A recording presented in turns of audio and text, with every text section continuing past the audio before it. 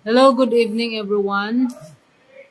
Welcome to our bedtime devotional for girls. So today is Friday, January 3, 2025. O karon ika-day 340 sa ato ang devotional. So, ang atong topic is about the golden rule. Murag gibalik na ni siyang topic. So, nganong gi-remind ta karon aning topics about the golden rule. So, atong word na sa Matthew chapter 7 verse 12 nga nag-ingon, do for other people the same things you want them to do for you. This is the meaning of the law of Moses and the teaching of the prophets. So, in other to do to you. So, let us pray. Father God in heaven, Lord, we glorify your name. You are our hidden, Lord God, sa among kinabuhi. Help us, Lord God, to be the person you want us to be. Help us, Lord God, to obey you in everything, Lord God, to follow you and to trust you, Lord God. Increase pa amo ang faith niya kanimo, Lord God. Lord, sa kining tagabion na, Lord God, salamat kayo, Lord God, sa imong pag-atiman kanamo, Lord God. Salamat sa kadaugan, Father God. Speak for us, Lord God, through your word, through your message, Lord God, na makahatag og kalambuan sa among pagtuo diha kanimo. Tabangi kami, Lord God, to obey you in everything, Lord God. Cleanse our hearts, Lord God. Pasiloa kami, Lord God, sa mga kalapasan. Bagawa ang huna-huna, ang kasing-kasing, Lord God. May mong sama ni Kristo. Aron kami angayan sa imong mga saad nga imong andam dinhi kanamo. Dalaygon ka, Lord. Imo ang tanang dungog himayag mga pagdayeg, kini mo lamang amahan nga naa sa langit. Salamat sa imong pag-uban kanamo karong gabiuna sa pangalan ni Jesus. Amen. So, again, may gabi So, golden rule. So, golden rule. So, do to others what you want others to do to you. So, some rules are easier to understand than they are to live by. Jesus told us that we should treat other people in the same way that we would want to be treated. That's the golden rule. So, but sometimes, especially when we're tired or upset, that rule is very hard to follow. Jesus wants us to treat other people with respect, kindness, courtesy, and love. When we do, we make our families and friends happy, and we make our Father in heaven very proud and very happy. So, karong gabi na ang ato ang God is reminding us. So, reminding us to do the things that kung unsa man ang atong ganahan nga buhaton sa atoa, maapod ni ang atong buhaton sa atong isig ka tao. So if we want nga buhatan ta og maayo, so maayo pod ang atong buhaton sa atong isig ka tao. So kung sanay siya ka, sugo ni siya sa Ginoo. O when we truly understand the love of God, mahimo nato kini pinagi sa tabang sa Ginoo. Even those people nga difficult sa ato ang kinabuhi. So naay mga tao nga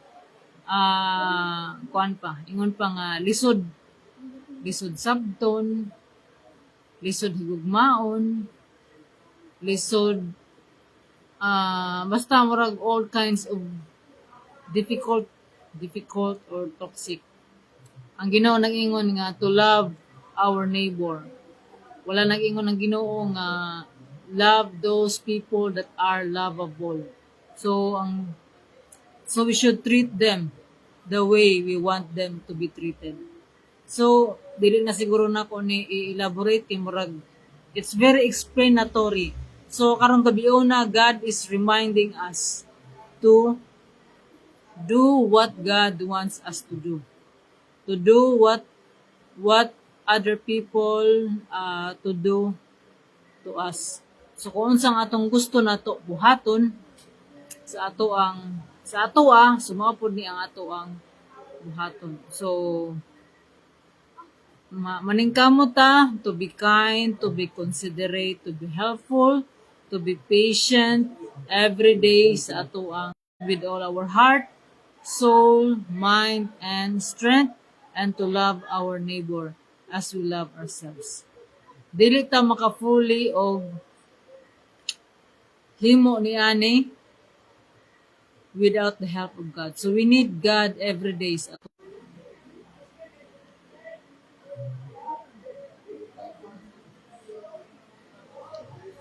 So sa ato ang pagkinabuhi matag adlaw, we should remember this verse. So Matthew chapter 7 verse 12, this is the golden rule.